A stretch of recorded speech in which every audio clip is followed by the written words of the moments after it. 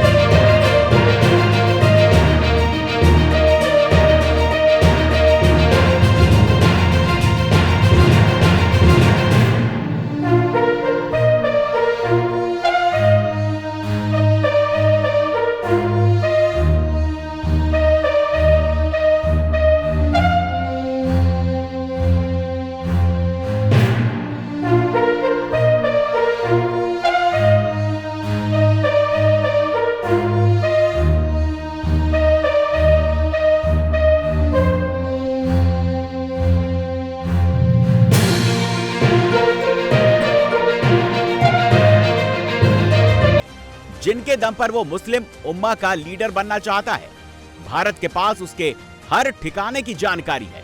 किराना hills में क्या है, इसकी पुष्टि ना तो इंडियन आर्मी ने की, ना ही पाकिस्तान के किसी जनरल ने। लेकिन भारत की पहुंच की चर्चा इंटरनेशनल मीडिया में खूब हुई। 1971 में जब पाकिस्तान के 2 टुकड़े हुए थे, तब पाकिस्तान को लगा था इंडिया से सिर्फ एटम बम ही बचा सकता है। पाकिस्तान की डिफेंस पॉलिसी परमाणु हथियार पर आधारित है। उसको लगता है कि एटम बम की धमकी से इंडिया हमला नहीं करेगा, जंग कभी शुरू नहीं होगी। लेकिन इसका जवाब ऑपरेशन सिंदूर से पाकिस्तान को मिल चुका है। यानी अब भारत पाकिस्तान की एटमी बम वाली धमकी से रुकने वाला नहीं है, वो घर में घुसकर मारेगा। प्रधानमंत्री मोदी ने भी चेतावनी दी है कि भारत परमाणु ब्लैकमेलिंग से नहीं डरेगा। और जब देश के सीडीएस अनिल चौहान ने भी प्रधानमंत्री वाली बात दोहराई, पाकिस्तान ने परमाणु हमले की हकीकत की, भारत का जवाब कितना खतरनाक होगा, भारत किस किस तरह से तैयारी कर रहा है, यह भी बताया। Post Operation Sindoor, our Honorable Prime Minister has said that India will not be deterred by nuclear blackmail.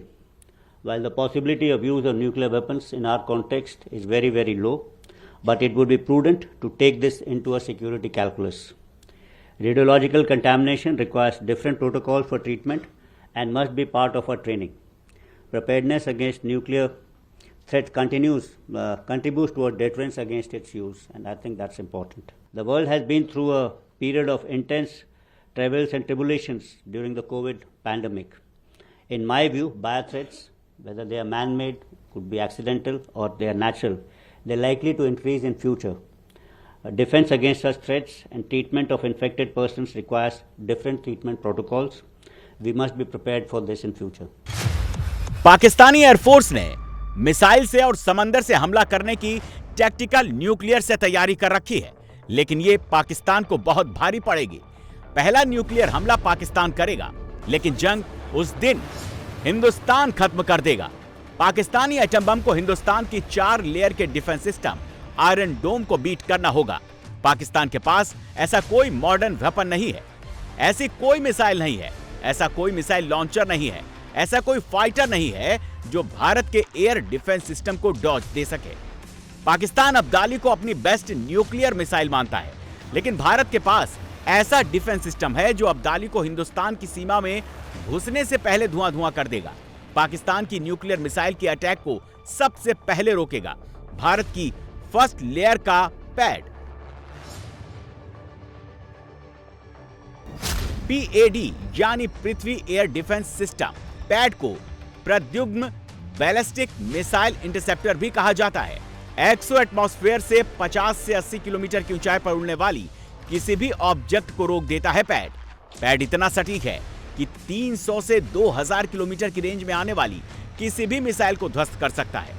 Mac 5 या उससे अधिक स्पीड से आने वाले टारगेट पर भी पहुंच जाता है। मतलब अगर पाकिस्तान अब्दाली भारत की सीमा में एंट्री करती है तो पैड उसका काम तमाम कर देगा। यहां से भी दुश्मन का एटम बम बच जाता है और भारत की सीमा के और नजदीक पहुंच जाता है तो आकाश मिसाइल सिस्टम उसे नहीं छोड़ेगा, जो 25 किलोमीटर तक की रेंज की किसी भी एयर ऑब्जेक्ट में मिसाइल, प्लेन, हेलीकॉप्टर, ड्रोन को ध्वस्त करने में सक्षम है। लेकिन फिर भी दुश्मन का एटम बम बच निकलता है तो अंतिम कील रूस से आई S-400 डिफेंस सिस्टम उसे ठोक देगा। S-400 मिसाइल 100 से लेकर 40,000 फीट तक उड़ने वाली किसी भी टारगेट को आसानी से ट्रेस करके खत्म कर सकता है। इसकी राडार इतनी ताकतवर है कि ये 600 किलोमीटर तक की रेंज में 300 टारगेट की पहचान कर सकता है। सवाल तो यह है कि अगर पाकिस्तान ने ऐसी गुस्ताखी कर दी, उसके बाद पाकिस्तान का क्या होगा? Bulletin of the atomic scientist के मुताबिक जब पाकिस्तान इंडियन आर्मी पर टैक्टिकल न्यूक्लियर हमला करेगा तो हिंदुस्तान जवाब में पाकिस्तान के 18 एयरबेस और पाकिस्तानी आर्मी के हर ठिकानों पर एटम बम से पलटवार करेगा। हिंदुस्तान ने पहले परमाणु बम हमले से इनकार किया है, लेकिन 5 किलो टन एटम बम का जवाब 5 किलो टन से दिया जाएगा। ऐसा कोई कॉन्ट्रैक्ट साइन नहीं किया गया है। नतीजा पूरी पाकिस्तानी सेना को एक दिन में इंडियन न्यूक्लियर कमांड खत्म कर देगा। आज की तारीख में भारत के पास पाकिस्तान से ज्यादा न्यूक्लियर घातक हथियार है। अमेरिकी परमाणु वैज्ञानिकों की ताजा रिपोर्ट में कहा गया है कि भारत परमाणु बम के मुकाबले में अब पाकिस्तान से कहीं आगे निकल चुका है। फेडरेशन ऑफ अमेरिकन साइंटिस्ट के वैज्ञानिकों ने बताया कि भारत के परमाणु बमों की संख्या 180 पहुंच गई है, वहीं पाकिस्तान के परमाणु बमों की संख्या अभी 170 पर टिकी हुई है। पाकिस्तान बार बार कहता है कि उसके पास टैक्टिकल न्यूक्लियर बम है जो भारत को तबाह कर देंगे। पाकिस्तान के जाहिल नेता इन्हें पाव पाव वाले बम कहते हैं। पाकिस्तान को पता ही नहीं है कि भारत के पास छोटे छोटे एटम बम का कितना बड़ा जखीरा है। भारत के पास पाकिस्तान से कई गुना छोटा न्यूक्लियर बम है। भारत के पास 0.2 kT, 0.3 kT और 0.5 kT का न्यूक्लियर बम है। 11 मई को 3 न्यूक्लियर टेस्ट हुए। 45 किलोटन का हाइड्रोजन बम टेस्ट हुआ, 15 किलोटन का न्यूक्लियर बम टेस्ट हुआ और 0.2 kT का न्यूक्लियर बम टेस्ट हुआ। हाइड्रोजन बम परमाणु बम की तुलना में 1000 गुना ज्यादा ताकतवर होता है। 11 मई को 0.2 kT का टेस्ट हुआ था। फिर 13 मई को 2 न्यूक्लियर टेस्ट और किए गए। 0.5 kT का न्यूक्लियर टेस्ट किया गया।